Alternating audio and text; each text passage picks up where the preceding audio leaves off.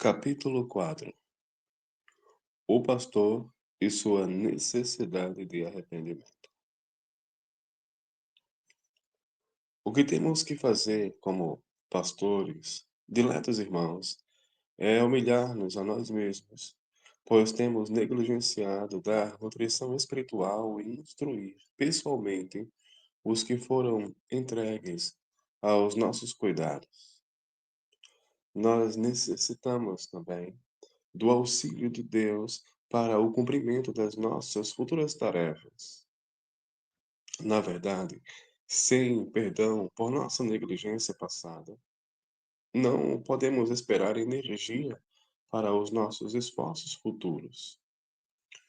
Assim, Deus deverá humilhar-nos primeiro, se quiser usar-nos. Todavia, a tristeza do arrependimento poderá vir sem mudança do coração e da vida. Portanto, aqui podemos dar início à nossa confissão, à necessidade de verdadeiro arrependimento. É muito comum esperarmos que o nosso povo se arrependa, quando nós mesmos não nos temos arrependido. Que esforços fazemos para vê-lo humilhar-se, quando nós continuamos sem humilhar-nos? Quão duramente os pressionamos com os nossos ensinamentos, convicções e ênfases para arrancar deles algumas lágrimas de arrependimento. Todavia, os nossos olhos continuam secos e os nossos corações quase não são afetados pelo remorso. Se gastássemos para influir em nossos corações e corrigi-los, tão somente a metade do tempo que gastamos com os nossos ouvintes, como seriam diferentes as nossas vidas. Arrependimento bíblico. Vemos nas Escrituras que os guias da igreja confessavam verdadeiramente os seus próprios pecados, bem como os do povo. Esdras chorou e se prostrou diante do Senhor em sua casa. Confessou os seus confessou os pecados do sacerdote, como também os do povo. Esdras 9, 6 a 7 e 10, 1. Assim agiram os levitas, Neemias 9, 32 a 34. Daniel também confessou os seus pecados, bem como os do povo. Daniel 9, 20. Joel 2, 15, 17 nos avisa que Deus mandou que seja assim. Leiam Atos, capítulo 20, e comparem a sua vida com a exortação feita por Paulo aos presbíteros de Éfeso, e vejam se seus corações não se confrangem, não se confrangem com a percepção da sua negligência. É triste pormos a nossa igreja a dormir com a nossa prédica, mas é trágico pormos a nós mesmos a dormir. Quão terrível é quando falamos tão longamente contra a dureza de coração dos ouvintes e, contudo, ficamos endurecidos e surdos ao ruído das nossas próprias repreensões. Propósito da tristeza, segundo Deus. Deus não nos causa tristeza desnecessária. Seu propósito é alertar-nos para que nos lembremos dos nossos pecados, que são mais que óbvios, e os coloquemos diretamente diante de Deus e dos nossos olhos. Deus poderá, então, lançá-los para trás de si. E se de fato procedermos com clareza e fidelidade em franca confissão, se dermos algum motivo de vergonha ao nosso ministério, não os faremos com o nosso ofício, mas conosco mesmos, expondo aquilo que estamos fazendo. A glória do nosso elevado ofício não transmite nenhuma glória aos nossos pecados, nem propicia nenhuma capa que cubra a nossa nudez, pois o pecado é o opróbrio dos povos. Provérbios 14:34. Cabe-nos, portanto, ser responsáveis por nossos pecados e dar a Deus toda a glória, descerrando os nossos pecados perante Ele, para que Ele os cubra, pois o que cobre as suas transgressões nunca prosperará, mas o que as confessa e deixa alcançará misericórdia. Bem-aventurado o homem que continuamente teme, mas o que endurece o seu coração virá a cair no mal. Provérbios 28, 13 e 14. Por que Jesus escolheu só 12 discípulos? Quando Cristo escolheu apenas 12 apóstolos, ele o fez deliberadamente, a fim de que pudessem ficar perto de sua pessoa. Deste modo, eles poderiam familiarizar-se com o seu ensino, com a sua vida e com os seus milagres. Entretanto, quão ignorantes permaneceram a respeito dele e por quanto tempo. Eles não compreendiam que ele ia morrer como sacrifício pelo pecado do mundo. Tampouco sabiam que ele seria sepultado, ressuscitado e ascenderia à glória. Nem ainda entendiam a natureza do seu reino espiritual. É-nos difícil imaginar como aqueles homens ignorantes podiam estar num estado de graça. Quantas vezes Cristo os orientou pública e privadamente. Marcos 4:34. Como ele tinha que repreendê-los por sua incredulidade e dureza de coração. No entanto, depois disso tudo, quão estranhos continuavam para eles os grandes mistérios da redenção. Ali estava Pedro, que fora chamado Satanás por seus infelizes pensamentos contrários à missão do Redentor. Ali estava Judas, representante do orgulho experimentado por todos eles em sua luta por posição elevada. E também, que diremos do fato de que todos eles o abandonaram e ainda de seus fracassos após o derramamento do Espírito Santo? Que dizer da contenda pública entre Paulo e Barnabé que os separou? De Pedro, que entendeu tão mal a vocação dos gentios e da sua conformidade com os judeus, que pôs em perigo a liberdade dos gentios. Gálatas 2, 11 a 16.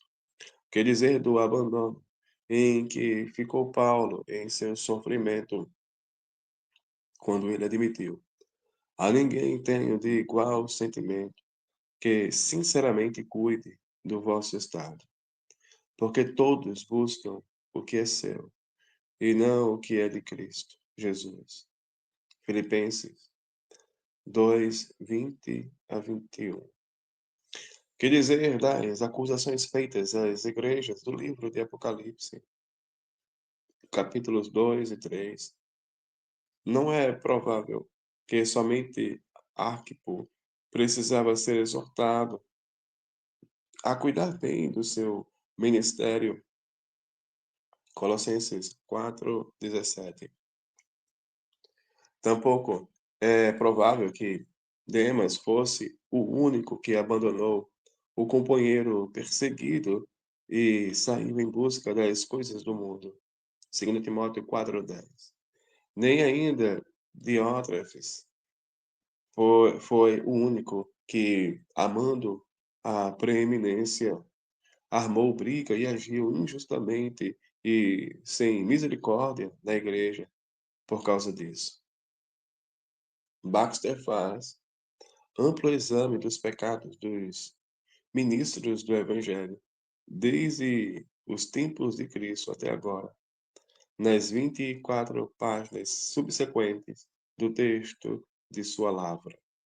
Ele fala das manipulações políticas no grande concílio eclesiástico dos chamados pais primitivos, do amargo conflito entre os pais, como as suas lutas entre o bispo de Alexandria e Crisóstomo, entre Crisóstomo e os seus contemporâneos, entre Jerônimo e Rufino, Crisóstomo e outros, e entre Agostinho e muitos hereges. Ele fala da perseguição movida pela Igreja Católica Romana contra os valdenses, das rivalidades entre luteranos e calvinistas e da perseguição determinada por Maria na Inglaterra. Descreve ele o desprezo sofrido pelos que eram apelidados de puritanos e que eram lançados na prisão. A falta de pastores em muitas igrejas da Grã-Bretanha, o silêncio imposto a líderes da, tem, da Tempera, de Arthur Hilderson, John Brightman, Theodore Parker, William Ames, John Dodd e muitos outros, e a falta de governo ou disciplina na igreja. Estas coisas se juntaram e produziram muito relaxamento nas igrejas. Baxter se dirige então ao presente estado da igreja. Pecados que clamam por nosso arrependimento. Os grandes pecados de que somos culpados não serão enumerados aqui. Portanto, a omissão que faço de referência a algum pecado particular não deve ser interpretada como negação ou justificação desse pecado. Antes, considero necessário citar apenas uns poucos exemplos que bradam por humilhação e rápida reforma. O apelido puritanos. O público deixou de limitar a aplicação da palavra puritano aos não conformistas, estendendo-a comumente a todos os povos que falavam seriamente do céu, da morte, do juízo, e que dedicavam o dia do Senhor a esses pontos. Bastava que reprovassem um blasfemo ou um ébrio para serem taxados de exatistas e tornar-se um provérbio. Nenhuma disciplina na igreja. Raramente existe disciplina eclesiástica em todo o território nacional. Nunca pertenci a uma igreja, confesso, na qual uma única pessoa tenha sido admoestada publicamente ou levada à manifestação pública de arrependimento ou excluída da comunhão, mesmo depois de haver cometido os mais vis delitos. Assim, é que a antiga disciplina na igreja era desconhecida. Na verdade, há muitos pastores, é impossível praticá-la, caso se decidam a fazê-lo, porque primeiro precisam conhecer os membros das suas igrejas. Portanto, a questão não era quais serão os governantes de tais ou quais igrejas, mas antes, será que o governo da igreja é eficiente?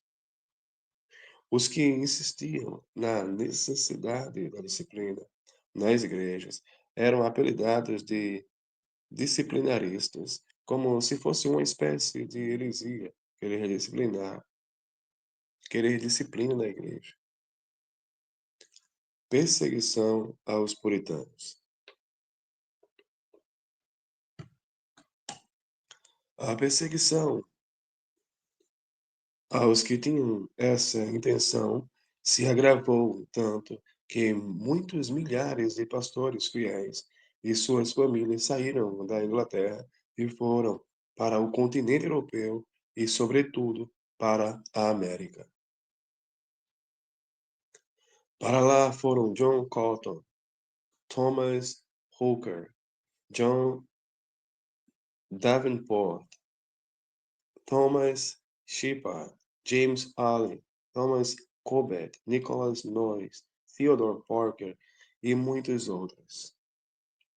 Mencionar estas coisas como exemplos de injustiça não basta.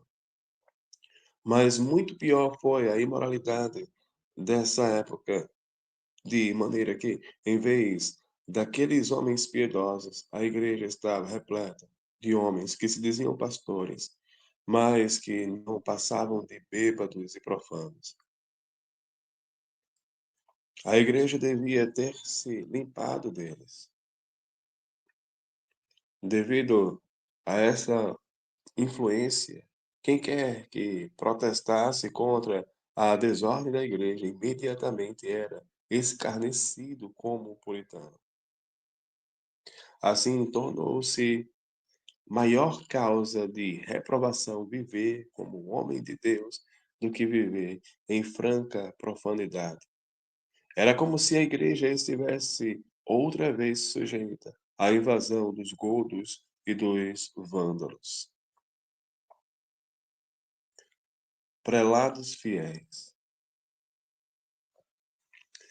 Todavia, graças a Deus, nem todos os prelados da igreja se desviaram da justiça.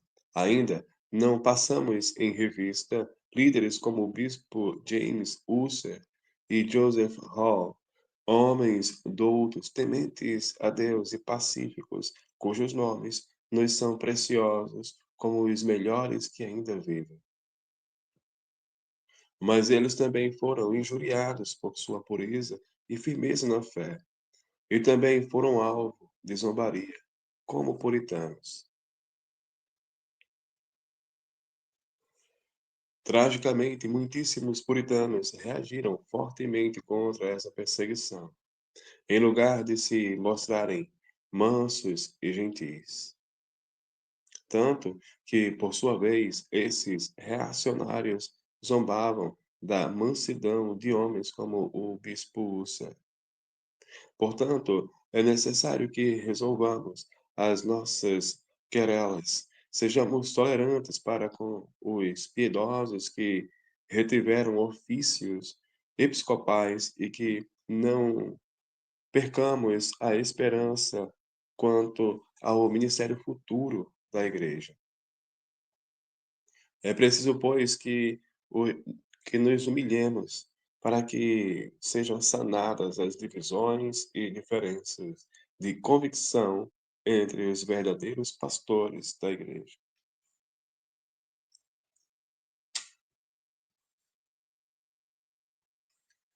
Confissão dos nossos pecados atuais. Da revisão histórica dos pecados da igreja, Baxter passa agora a considerar 4 pecados da igreja atual: o orgulho, a falta de união, a falta de consagração à causa de Deus e a falta de disciplina na igreja. 1. Orgulho. O orgulho, o pecado mais odioso. Um dos nossos pecados mais odiosos e patentes é o orgulho. Ataca até os nossos pastores, e todavia é mais detestável e inexcusável em nós, pastores, do que nos outros homens. Predomina tanto entre nós que fica patente em nossa conversação, em nosso modo de viver, em nossa companhia e em nossas atividades pessoais diante dos outros. Ele é a base dos nossos motivos, modela o nosso pensar, determina os nossos desejos, fomenta a inveja e pensamentos amargos contra os que são mais proeminentes do que nós, que recebem posição de celebridade. Que companheiro astuto e sutil, que comandante tirânico, e que insidioso inimigo é o pecado do orgulho. Ele acompanha os homens ao alfaiate para a escolha de roupas e para tirar as medidas do seu terno. Ele nos veste e determina a moda. Quantas vezes ele escolhe os temas da nossa alocução e até as nossas palavras. Necessidade de sermos simples. Deus quer que sejamos simples, o quanto pudermos em nossa linguagem, para informarmos os ignorantes, e que sejamos sérios e convincentes, o quanto pudermos, para que os não convertidos cedam e sejam transformados. Mas o orgulho não sai de perto e contraria tudo. Ele vulgariza e polui, ele desonra os nossos sermões como se fosse um príncipe com traje de ator ou um palhaço disfarçado. Ele nos persuade a falar aos nossos ouvintes o que eles não podem entender e depois a dizer-lhes coisas inaproveitáveis. Ele tira o fio da convicção e embota o vigor dos nossos ensinamentos, com a desculpa de que não queremos ser grosseiros ou indelicados em nosso linguajar. Se damos com uma passagem franca e desafiadora, o orgulho a joga fora como rústica e inapropriada. Assim, quando Deus nos manda agir com todo o zelo, o maldito pecado do orgulho domina e controla os mais santos mandamentos de Deus. Este pecado nos tenta, levando-nos a não sermos tolos ao expressarmos sobre tais ou quais convicções, mas a falar suavemente. Desta maneira, o orgulho refaz muitos sermões do pregador, e o fim em vista não é a glória de Deus, e sim o progresso de Satanás.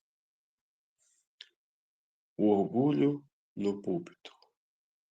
Tendo preparado o sermão, o orgulho sobe ao púlpito.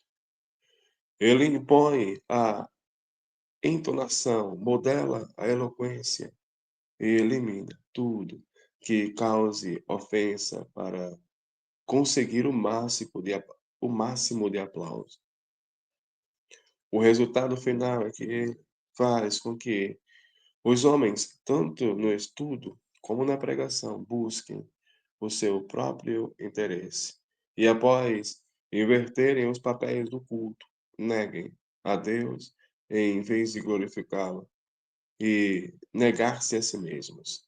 Em vez de perguntarem, então, que falarei e como falarei para agradar ao máximo a Deus e para fazer o maior benefício. O orgulho os leva a indagar: como pregarei para ser considerado um pregador competente e para ser aplaudido por todos os que me ouvirem? O pecado da inveja. Entretanto, isto não é tudo. Há outras coisas mais. Ah, se falasse dos piedosos ministros de Deus, que anelam tanto a popularidade que chegam a invejar as funções e a reputação de seus colegas, que são preferidos a eles. É como se Deus tivesse dado os seus dons como puros ornamentos e enfeites das suas personalidades. E então se vão pelo mundo exibindo a sua reputação, como também espezinhando e desmoralizando a dos seus rivais que se levantam em seu caminho, impedindo que recebam as honras ambicionadas. Que vergonha encherem-se de inveja os que deveriam ser santos e viver como pregadores de Cristo, pervertendo assim os dons de Deus, quando a Ele é devida toda a glória. Eles fazem todas essas coisas porque os outros parecem impedir a glória deles. Não é verdade que todo cristão verdadeiro é membro do corpo de Cristo, de modo que cada um participa do todo? Não é verdade que todo homem deve dar graças a Deus pelos dons dos seus irmãos, como também por serem todos membros uns dos outros? Não é verdade que cada qual tem sua finalidade no todo? Pois, se a glória de Deus e o bem-estar da igreja não forem o seu propósito, ele não é cristão. Que coisa terrível é, então, que os homens estejam tão sem temor de Deus, a ponto de invejar os dons de Deus e deixarem que os seus ouvintes mundanos continuem não convertidos. É lastimável que prefiram que o ministério seja exercido por um dorminhoco que vive sonolento, a deixar que alguém o exerça, o qual goze da preferência geral em vez deles. O pecado da censura. Sucede que muitos engrandecem tanto as suas opiniões pessoais que censuram quaisquer pensamentos que difiram dos deles, o mínimo que seja, esperando que todos se amoldem ao seu critério. É como se eles fossem os únicos regentes da fé da igreja. Assim, enquanto condenamos a infalibilidade papal, temos tantos papas entre nós. Gostamos da pessoa que reitera o que dizemos, que concorda com as nossas opiniões e que promove a nossa reputação. Mas a achamos ingrata quando ela nos contradiz, dirige e nos dirige de nós, diverge de nós, fala com franqueza conosco sobre os nossos erros e nos aponta as nossas faltas. Somos tão sensíveis que quase não aguentamos que nos repreendam, tão arrogantes que dificilmente os outros conseguem falar conosco e tão mimados como crianças que não podemos suportar crítica de ninguém. Assim, a nossa indignação não vem do fato de escrevermos ou falarmos qualquer coisa falsa ou injusta. Vem do medo de sermos contraditados. Irmãos, sei que é uma confissão triste e dura de ser feita. Se pudéssemos escondermos, nos esconderíamos, mas toda a gente sabe da coisa. Trazemos desonra sobre nós mesmos, transformando em ídolo a nossa reputação.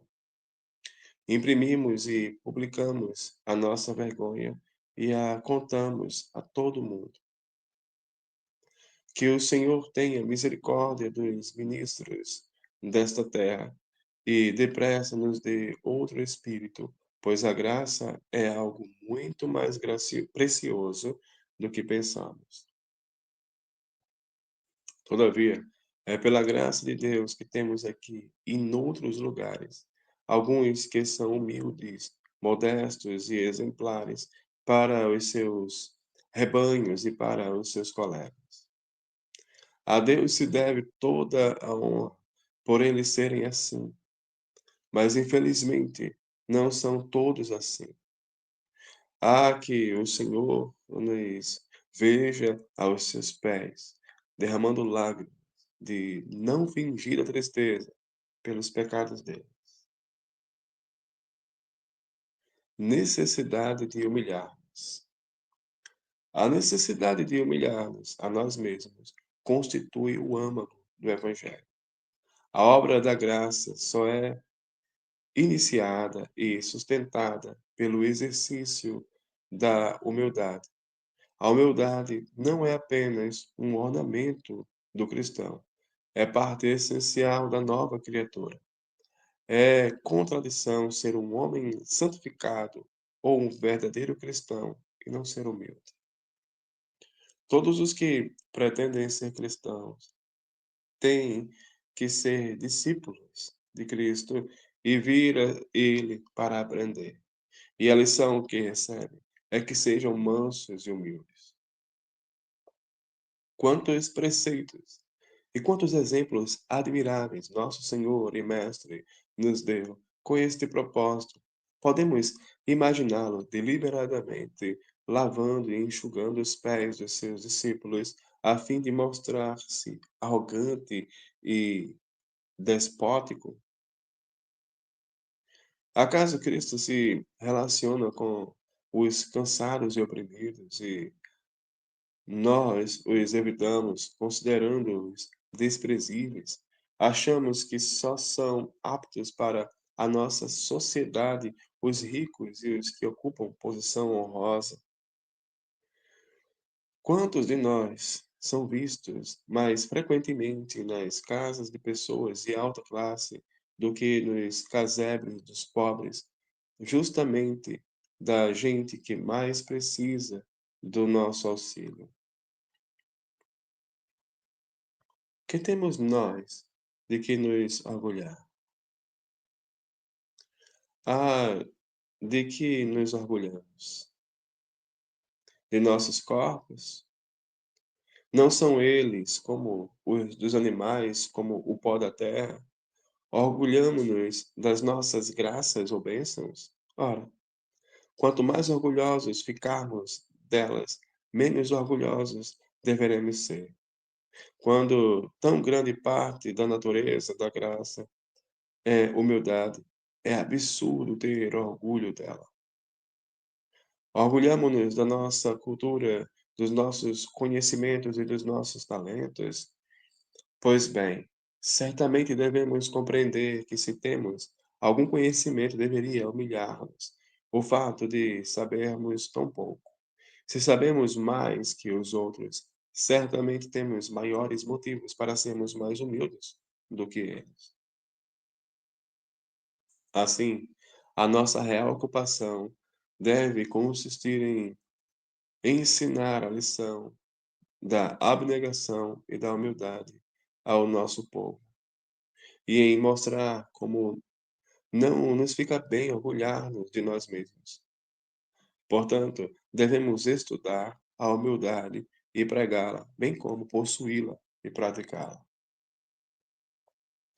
O pregador orgulhoso que prega a humildade é, para dizer o mínimo, um homem que se condena a si mesmo.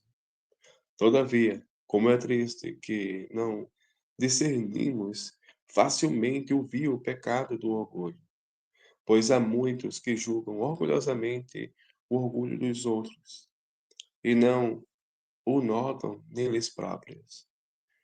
Estes têm tal arrogância, espíritos tão dominadores, que põem o mundo em polvorosa.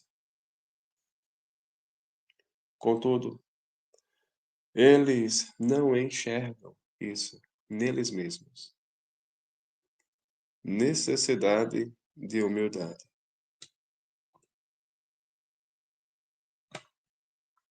Como poderá, então, a sinceridade caracterizar-nos quando temos tanto orgulho?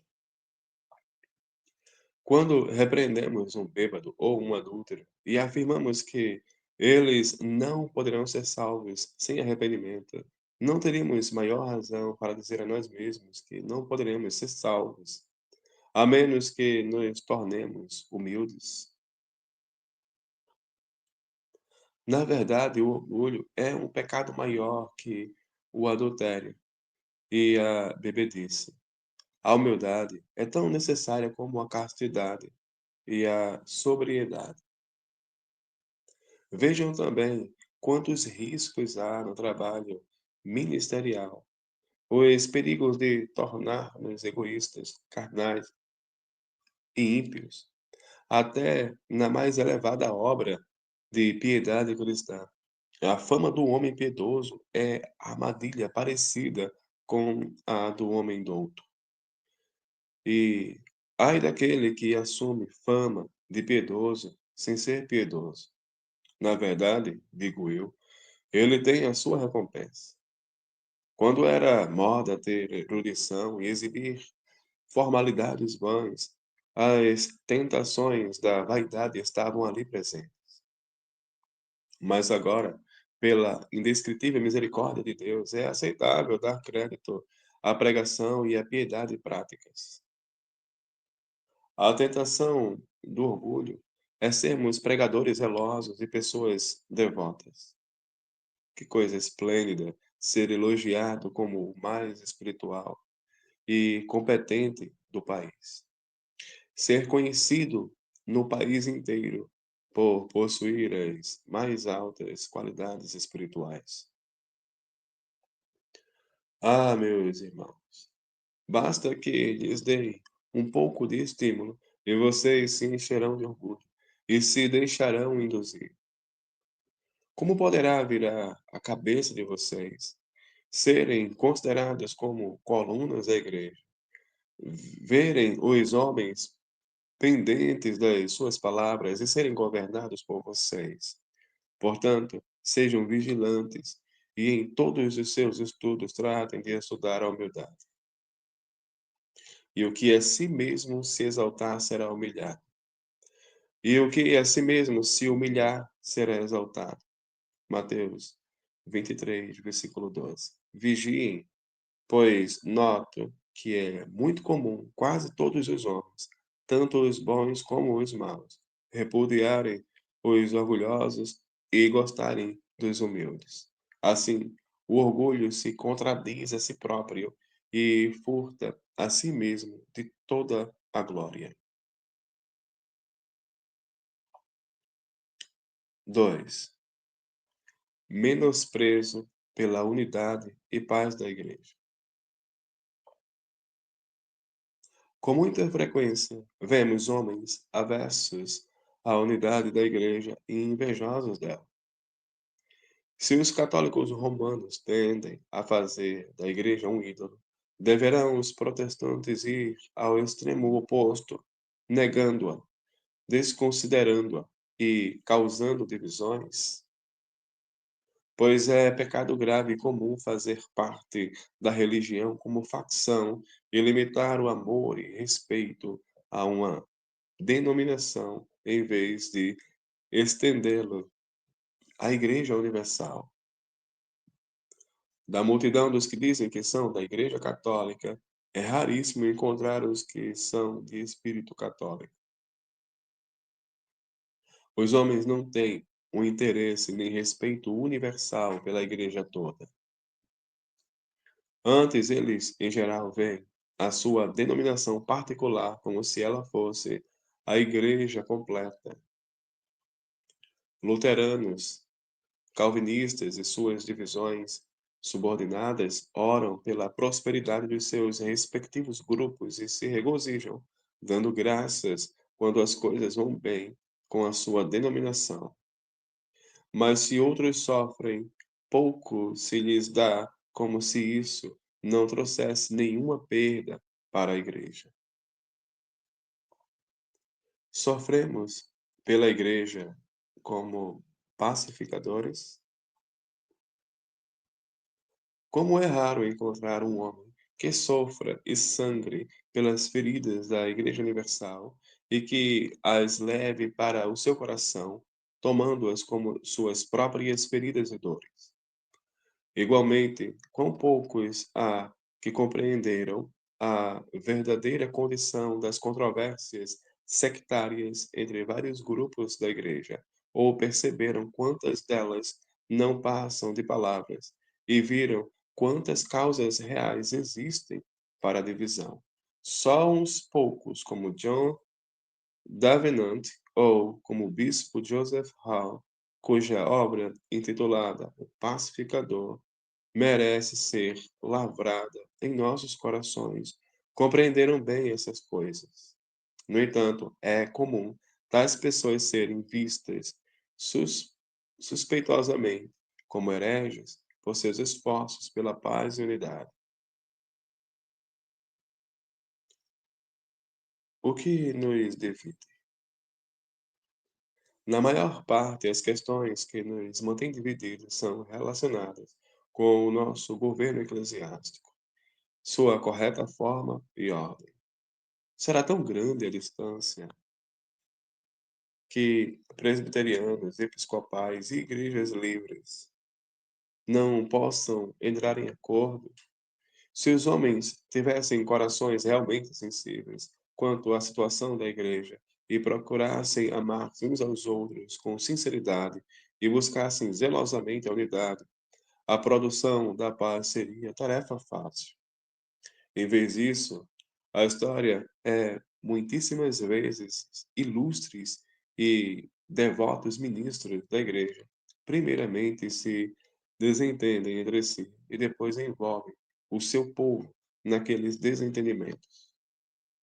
Lemos e pregamos sobre os textos que mandam os homens seguirem a paz com todos e conviverem pacificamente com eles, e contudo estamos longe de praticar aquilo que achamos ruim, maldizemos e censuramos uns aos outros.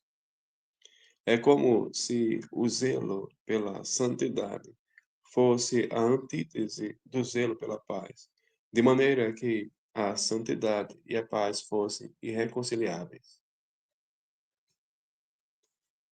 É o que temos visto para a nossa tristeza.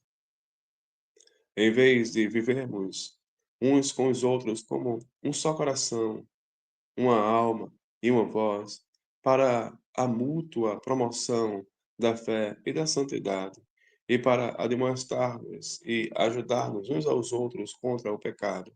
Vivemos, ao contrário, em recíprocos ciúmes e invejas, e afogamos o puro e santo amor em amargas contendas.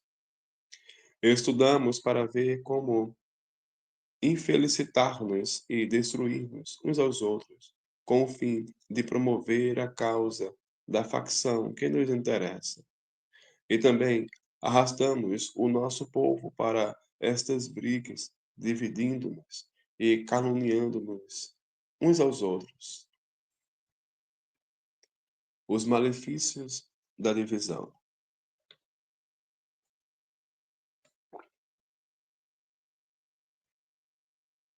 O público toma nota de tudo isso. E não somente escarnece de nós, mas também se endurece contra toda forma de religião. Quando tentamos persuadir as pessoas, estas veem tantas facções que não sabem a qual juntar-se e acham melhor não se juntar a nenhuma delas.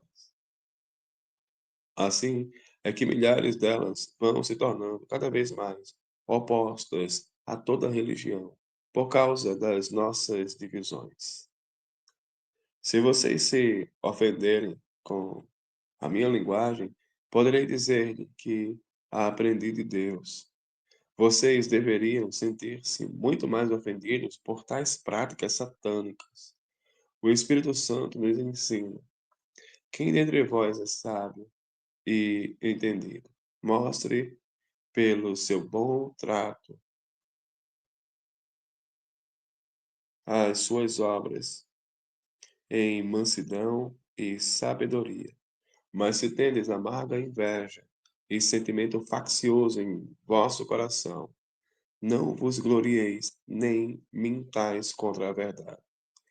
Essa é a sabedoria que vem do alto, mas é terrena, animal e diabólica. Porque onde há inveja e espírito faccioso, aí há perturbação e toda a obra perversa.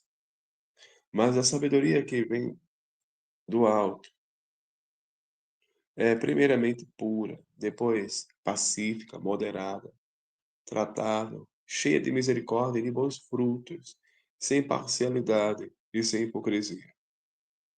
Ora, o fruto da justiça semeia-se na paz para os que exercitam a paz. Tiago, capítulo 3, versículos 13 a 18. Rogo-lhes que leiam, releiam e estudem estas palavras. Sei que as questões da verdade não devem ser creditadas unicamente a nós. Todavia, os nossos exemplos, merecedores de crédito, muito poderão fazer para tirar preconceitos e remover os bloqueios que impedem a penetração nas mentes dos homens.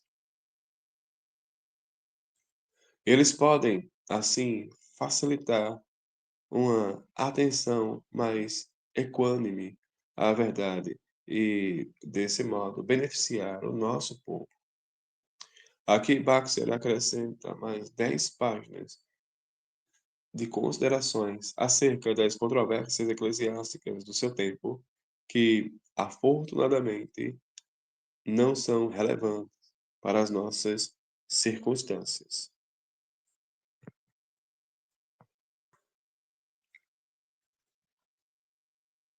3. Falta de compromisso com a obra de Deus. O próximo pecado que mencionarei é que não levemos o nosso trabalho da maneira suficientemente séria. O próximo pecado que mencionarei é que não levamos o nosso trabalho de maneira suficientemente séria, incondicional e conscienciosa. Dou graças a Deus por aqueles que declaram que o fazem, mas ai de nós, a situação geral, mesmo entre ministros piedosos, é de que agimos com reserva e até com negligência. Quão poucos há em nosso ofício que são verdadeiramente devotados a ele e que dão tudo que têm para desempenhar. Permitam-me enumerar algumas das evidências que vejo a necessidade de confessarmos. A. É comum sermos negligentes em nossos estudos. São poucos os que se preocupam em ser bem informados e bem preparados para a realização progressiva da obra. Alguns não têm prazer nenhum em seus estudos, tomando para isso uma hora aqui, uma hora ali, e ainda como uma tarefa não bem-vinda que são forçados a fazer. Alegram-se quando podem escapar desse jugo.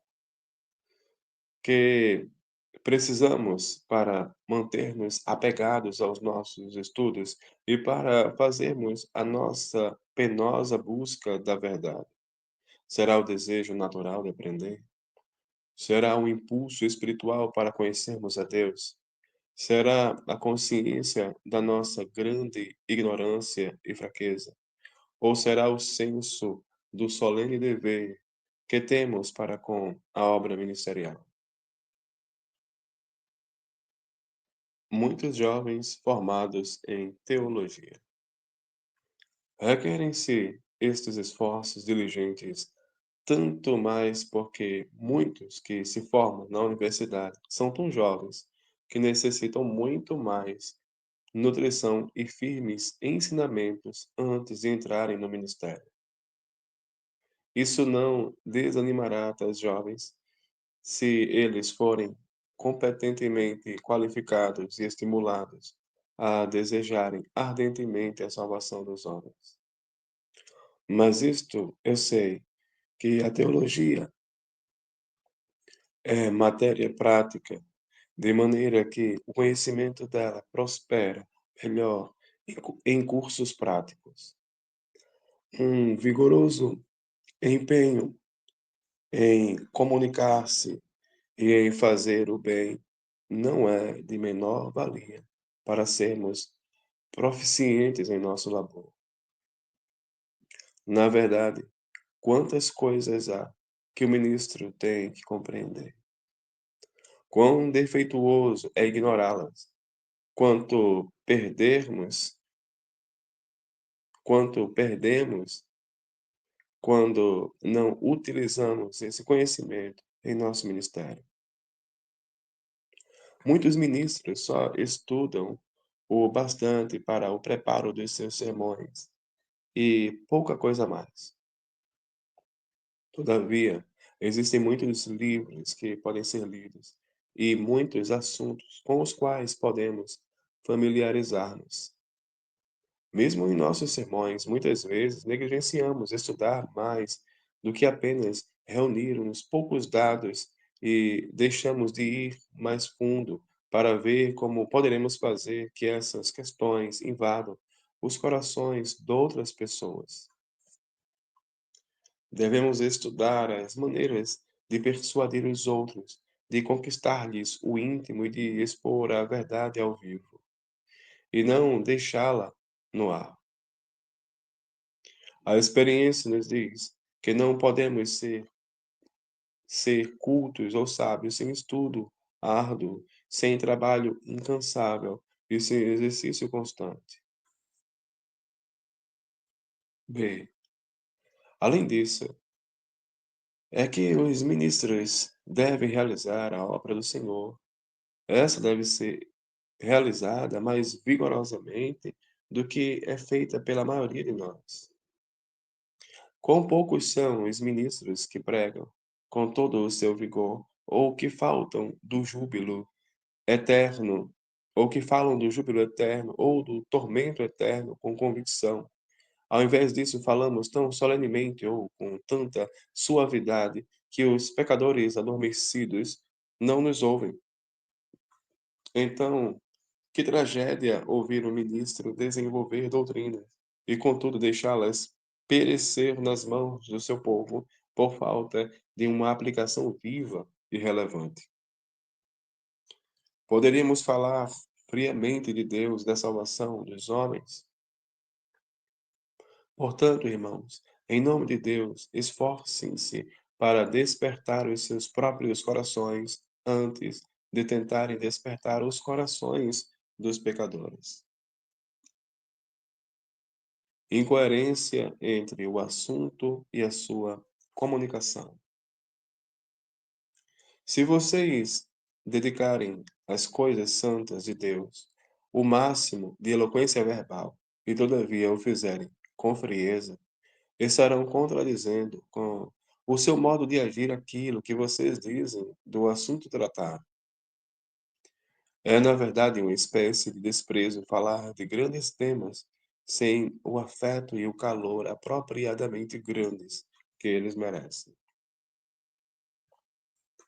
Se nos é ordenado tudo o que tiver em nossas mãos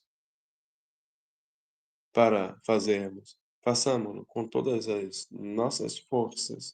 Certamente, a obra da pregação, que visa a salvação dos homens, deverá ser feita com todas as nossas forças.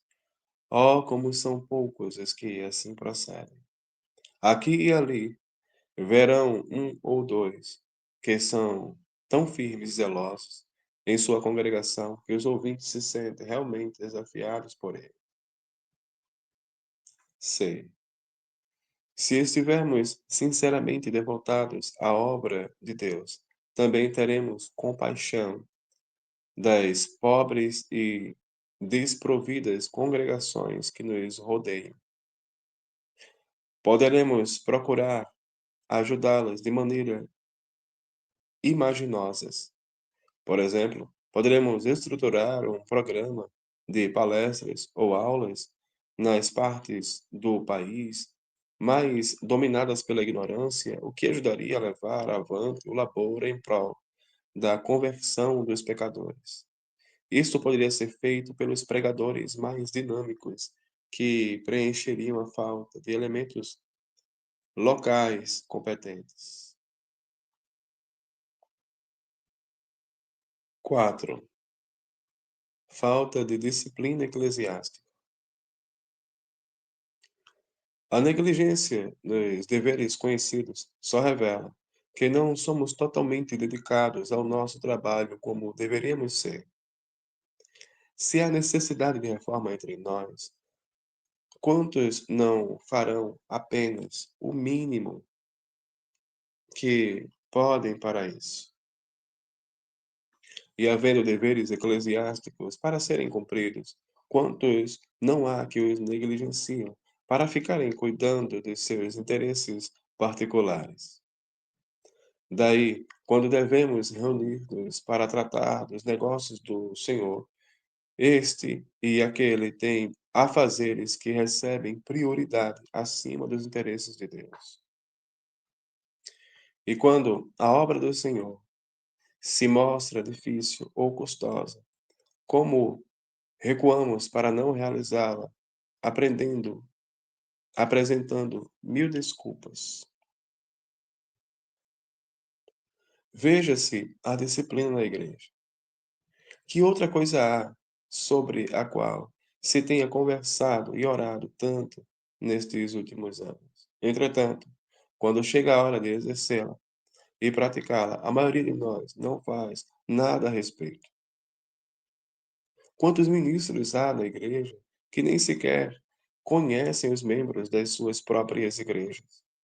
E que utilidade terá toda a nossa prosa sobre disciplina se os membros das nossas igrejas nunca nos veem exercê-la na prática?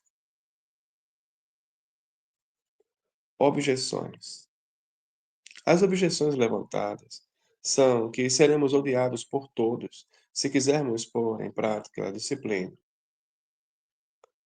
São que os homens não nos ouvirão se o fizermos. Daí não farão o que lhes dissermos, se recusarem ouvir-nos. A tais objeções dou 4 respostas.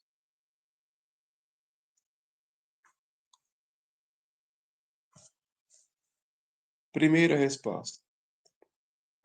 Primeira, Cristo não veio para dar-nos a paz do mundo, mas sim a sua paz. Ele predisse que o mundo nos odiaria. Mártires como John Bradford ou o bispo John Hooper ou quaisquer outros levados à fogueira no tempo de Maria Tudor não poderiam apresentar a mesma desculpa. Eles poderiam arguir: seremos odiados, expostos às chamas, se reconhecermos a validade da reforma. O que é senão hipocrisia fugir dos sofrimentos e escolher apenas ministérios tranquilos, fáceis de realizar, para escapar dos sofrimentos? Mas se vocês não podem sofrer por amor a Cristo, por que lançaram mão a orar? Acaso não calcularam antes o preço?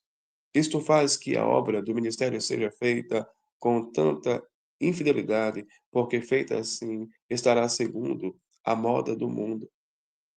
Muitos ingressam no ministério vendo dele uma vida fácil, de honra e respeito perante os homens, e portanto tomam a resolução de atingir os seus fins e de obter o que esperavam de qualquer maneira.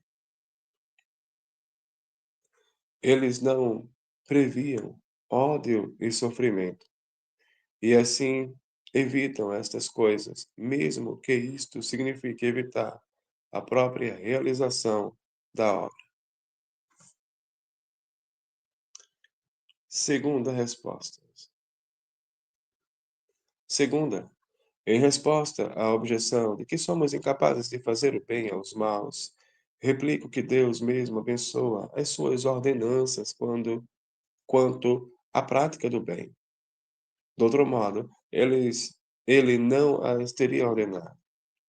Se vocês admoestarem e repreenderem publicamente os escandalosos, chamarem os homens ao arrependimento e excluírem os obstinados, poderão estar fazendo benefício a muitos que censuram e possivelmente até mesmo aos que excluíram da comunhão.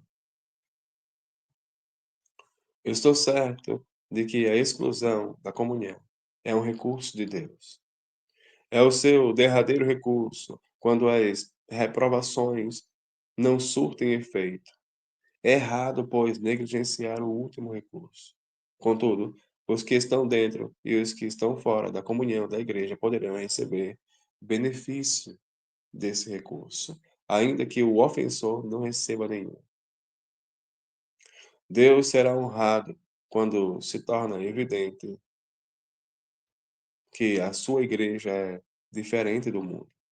Também é importante não confundir os herdeiros do céu com os do inferno. E não devemos permitir que o mundo pense que Cristo e Satanás não estão em conflito, tendo ambos idêntica inclinação para a santidade ou para o pecado. Terceira resposta. Terceira, em decorrência da segunda objeção, eu gostaria de saber: não se deveria retirar da igreja toda a disciplina? Com que base?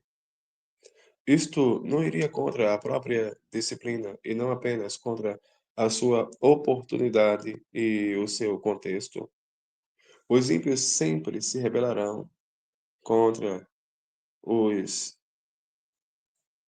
instrumentos da sua vergonha pública. A utilidade da censura eclesiástica está propositadamente em envergonhá-los, para que o pecado possa ser envergonhado. Que época houve, então, desde a era apostólica, em que a disciplina foi rejeitada, para que agora vocês queiram eliminá-la? E se a disciplina é tão intolerável de se exercer, por que vocês a procuram, oram por ela e discutem sobre ela, como têm feito? Quarta resposta. Quarta, a conclusão deve ser que a disciplina não é uma coisa tão inútil como os homens a declaram ser. Posso falar por experiência própria que ela não é exercida em vão, mas bem sei qual é o motivo premente que está por trás das suas queixas. Eles querem que a disciplina seja estabelecida e imposta pelo poder secular e não pela igreja. Mas se somos embaixadores de Cristo, enviados para falar em seu nome, como poderemos fazê-lo em nome de outro príncipe? Há ocasiões em que talvez tenhamos que pregar contra as próprias autoridades civis. Isso quer dizer que só vão pregar quando tiverem permissão das autoridades e quando forem impelidos por elas.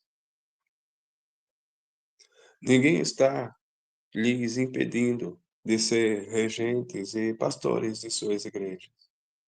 Mas, para a vergonha de muitos ministros da Inglaterra, temos liberdade para realizar a obra de Cristo e, contudo, não o fazemos. É uma triste inclinação do estado dos nossos corações carnais, quando os homens podem fazer conosco muito mais que Deus. Que tristeza será obedecermos aos mandamentos dos homens e não aos de Cristo. Poderia alguém estar pronto a ser um servo de Cristo e, contudo, não aceitar os seus mandamentos como obrigatórios? Aqui, Baxter assinala um abuso do seu tempo. Pastores haviam se aprovavam pastores que aprovavam o desempenho das suas funções pelas mãos das autoridades civis, em vez de exercê-las na igreja. Confesso que em alguns ministros vejo pouco do fogo do amor divino, da caridade cristã e da compaixão, e nenhum espírito que reflita o céu, como também nenhum senso das suas próprias fraquezas. Em vez disso, há muito daquele outro tipo de zelo que Tiago descreve e que arde como fogo e os enche de suspeitas, censuras rancorosas e maledicências entre os seus irmãos. Tiago 3, 14 a 15. Vivem eles com inveja e ciúmes uns dos outros, em vez de conviverem em amor e paz. O predomínio dos interesses mundanos e carnais age de três modos contra o interesse e a causa de Cristo. Compromisso com atividades mundanas. Primeiro, há compromisso com as atividades mundanas, quando a pessoa procura tirar proveito de todas as oportunidades e ganhos seculares. Este mal não é uma doença particular, mas é uma enfermidade de proporções epidêmicas. No tempo de Constantino, grande era o número de ortodoxos, quase todos se tornaram arianos, de modo que bem poucos bispos não apostaram, não apostataram ou não traíram a verdade.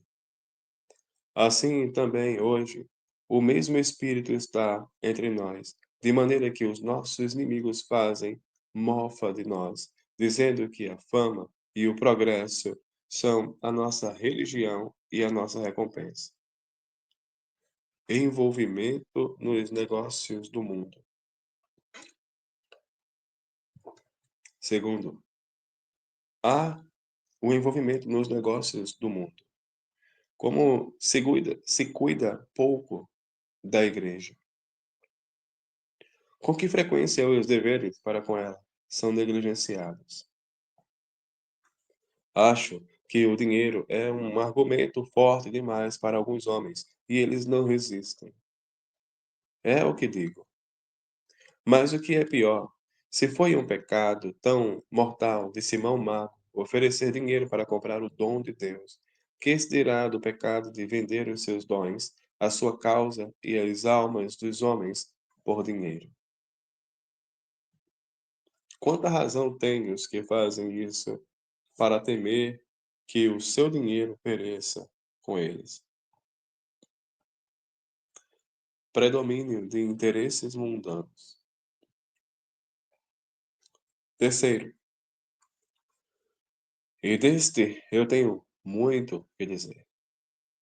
Se os interesses mundanos e carnais não prevalecessem contra o interesse de Cristo e sua igreja, certamente muitos ministros seriam mais frutíferos em boas obras e dariam mais do que têm dado para o uso do Mestre. Pois a experiência prova sobejamente que as obras de caridade removem poderosamente o preconceito e abrem os ouvidos para a palavra da fé.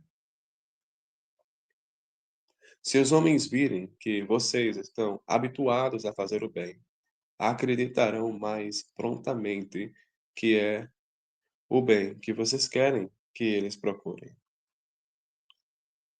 A extensão da nossa caridade. Mas, irmãos, não se espera de vocês apenas a caridade comum. Proporcionalmente aos seus talentos, vocês devem ir além.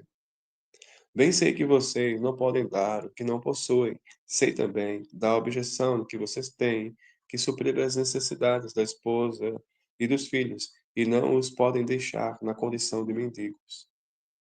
Poucos textos das Escrituras têm sofrido mais abuso do que este. Se alguém não tem cuidado dos seus, e principalmente dos da sua família negou a fé e é pior do que o infiel. 1 Timóteo 5:8. Fazem disso um pretexto para a avareza. As palavras subsequentes àquele versículo mostram que o apóstolo tinha em mente a provisão presente e não porções futuras. Vocês devem educar os seus filhos como outros fazem, para que sejam capazes de ser mais úteis a Deus.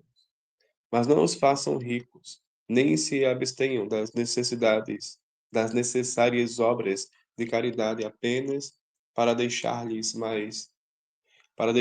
maior herança. Deve-se guardar alguma proporção entre a nossa provisão para as nossas famílias, mas para a igreja e para os pobres.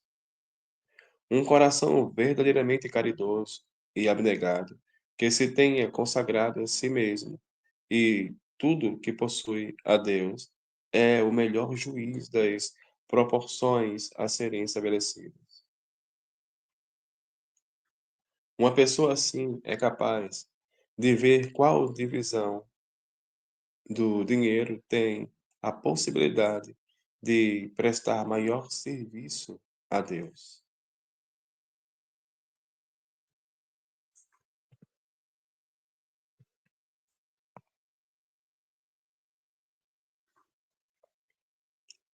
O celibato.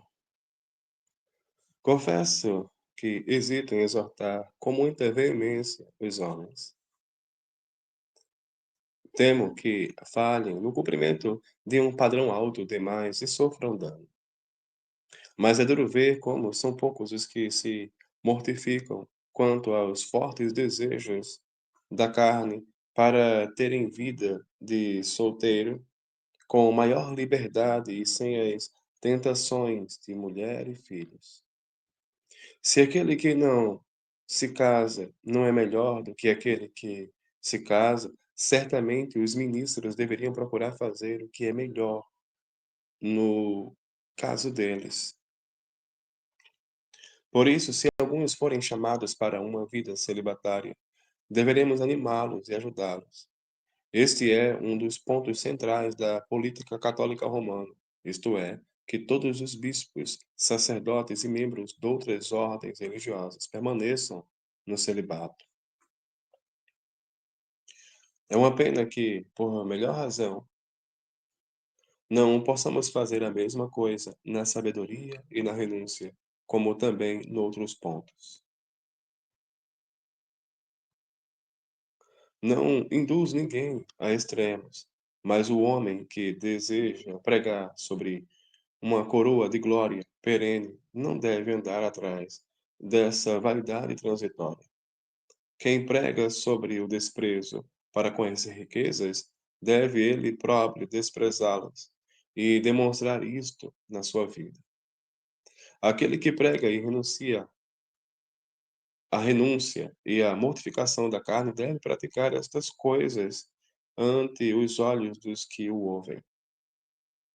Ó irmãos, que abundância de boas obras estão diante de nós, e quão poucas delas nos empenhamos em praticar. Sei que o mundo espera de nós mais do que nós mesmos esperamos, mas se não podemos corresponder às expectativas dos tolos, então façamos o que pudermos para corresponder às expectativas de Deus, de nossas consciências e de todos os justos.